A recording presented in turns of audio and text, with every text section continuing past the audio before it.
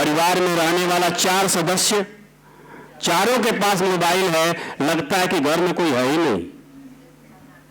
एक समय था कि अगर 4-5 लोग घर में रहते हैं तो पूरा ठहाका लगता था, एक दूसरे की बातें होती थी, समाज की बातें होती, समस्याओं की बात होती थी। अब समस्याएं हमको लगता है सिकुड़ गई हैं।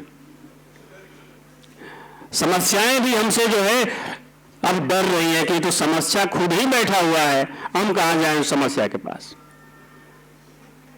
तो पहले हम अपने स्तर से जहां भी हैं, जिस रूप में शिक्षक अपने शिक्षक के स्तर पे, छात्र छात्राएं अपने पढ़ाई लिखाई के स्तर पे, और जो नियम कानून बनाने वाले जो प्रशासनिक अधिकारी हैं, जो भाषा संस्थान के लोग, भाषा समिति के लोग हैं, वो अपने स्तर से जब तक तीनों में समन्वय स्थापित नहीं होगा तब तक भाषा जो है शोध और एकेडमिक लेखन के तरफ जिस रूप में बढ़, समय के शोध नहीं हो रहा है। आप लोग भी जानते हैं शोध किस तरह हो रहा है। थोड़ा सा डर हो गया है कि शोध गंगा पे ना आ जाए वो बातें, तो थोड़ा डर के थोड़ा सुधार किया जा रहा है।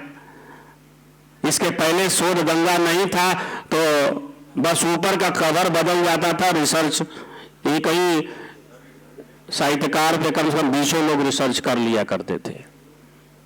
तो थोड़ा सा हम खुद अपने मन में जब तक हम नहीं सोचते हैं भाषा के लिए, तब तक भाषा का संवर्धन नहीं हो सकता है। व्यवहारिक स्तर पे, बड़े स्तर पे तो सुधार हो ही रहा है, प्रयास चल रहा है। भारत से ज्यादा विदेशों में हिंदी भाषा का विकास हो रहा है। यह सोचने वाला विषय है कि जो हमारी भाषा है उसका विकास बाहर हो रहा है, तो बाहर हो रहा है तो उसका लाभ बाहर वाले लेंगे। जो चीजें विकसित होती है उसका लाभ जो वहां रहता है वो लेता है। तब मैं चाहिए, एक मैं हमेशा अपने विद्यार्थियों को बताता रहता हूं, जो पढ़ने का तरीका जो हम लोगों के समय हुआ करता था अब बदल गया है। जो 3 बार पढ़ने की वृत्ति होती थी कि एक बार जिस चीज को पढ़ाए जाने के पहले हम पढ़ के आते थे, क्लास में पढ़ाया जाता था, फिर जाके पढ़ते थे, चौथी बार पढ़ने की जरूरत नहीं पड़ती थी। आज जो शोर सीरीज वाला, पता नहीं क्या क्या नाम है उसका, उसने शिक्षकों का काम आसान कर दिया है। शिक्षक भी निश्चिंत, छात्र भी निश्चिंत, और जो व्यापारी हैं यूपीएच वाले वो मालामाल हैं। और शिक्षा और भाषा और शोध और एकेडमिक लेखन जहां पे है वहीं पे धरा हुआ है। जिस स्थिति में विकास है ना कि विकसित नहीं हुआ है, लेकिन जिस गति से विकास होना चाहिए उस गति से विकास तब तक नहीं होगा जब तक भाषा को जमीनी स्तर पे उस पे ध्यान नहीं दिया जाएगा। अपनी भाषा को बोलने से जब तक हम कतराएंगे, जब तक लजाएंगे, तब तक वो भाषा समृद्ध नहीं होगी। अगर भोजपुरी अच्छा बोलते हैं तो भोजपुरी में बोलिए, अगर हिंदी अच्छा बोलते हैं तो हिंदी में बोलिए। ये बीच बीच में अंग्रेजी को लाने की जरूरत नहीं है। अंग्रेजी भी भाषा है, अपनी उसकी भी अपनी संस्कृति है, अपनी उसका भी स्वरूप है, उससे हमको घृणा नहीं करना चाहिए। लेकिन अपनी संस्कृति को, अपनी भाषा को विकसित करने की जरूरत है। हमको लगता है इससे ज्यादा बोलने की जरूरत नहीं है। बहुत सी बातें तिवारी जी ने और मिश्रा जी ने कह दिया है, हम जबरदस्ती बीच में घुसे हुए हैं। लेकिन मैं कहना चाहता हूं कि जो शिक्षक और विद्यार्थी के बीच का जो संबंध है, जो सीखने और सिखाने का जो मंच है, वो मंच जब तक समृद्ध नहीं होगा, जब तक उनके बीच अच्छे रिश्ते नहीं बनेंगे, तब तक भाषा, कोई भी भाषा हो, हमको लगता है कि भाषा का अच्छा स्वरूप नहीं स्थापित हो सकता है। हमारे रिश्ते बिगड़े हैं। पहले की तुलना में शिक्षक और छात्र छात्राओं के बीच के रिश्ते में जबरदस्त गिरावट आई है। जिस हिंदी विभाग में हम लोग जो है उस चबूतरे पे खड़े होने की हिम्मत नहीं होती थी, गोरखपुर विश्वविद्यालय के उस चबूतरे पे ऐसे ही छात्र छात्राएं बैठी रहती हैं और शिक्षक ऐसे चलते रहते हैं। हर महाविद्यालयों में भी यही स्थिति है, क्योंकि भाषा और संस्कार ना हो। संस्कृत पढ़ते हैं, हिंदी पढ़ते हैं और उसका संस्कार आपके अंदर नहीं है, तो फिर हिंदी और संस्कृत को पढ़ने से कोई विशेष फायदा नहीं है। तो संस्कार आपके अंदर होगा तभी, और वो संस्कार देगा कौन? हम लोग देंगे, शिक्षक देगा। और शिक्षक पहले खुद, शिक्षक भी पढ़ना कम कर दिया है।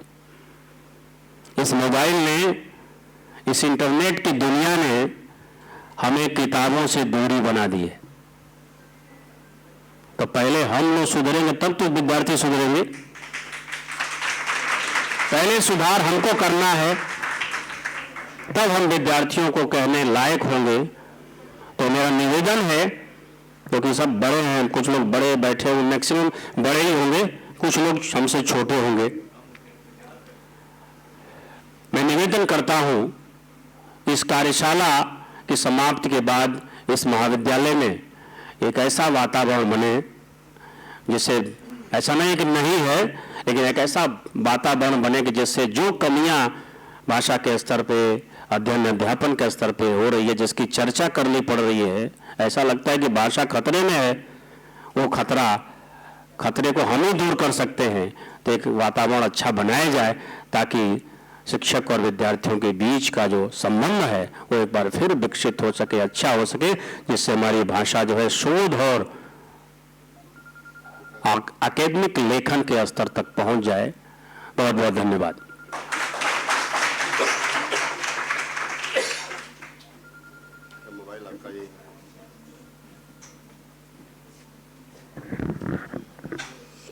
विजयानंद जी ने राणा तिवारी जी की बातों को आगे बढ़ाते हुए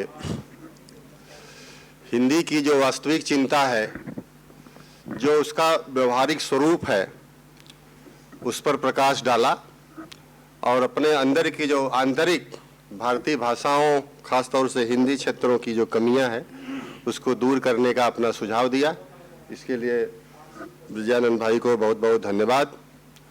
अब चूँकि डॉक्टर अजय कुमार पांडे जी को मैंने बुला दिया था और अब वो मन बना लिए हैं कि नहीं, आपने बनाया है तो ज़रूर मैं कुछ कहूँगा। डॉक्टर पांडे जी।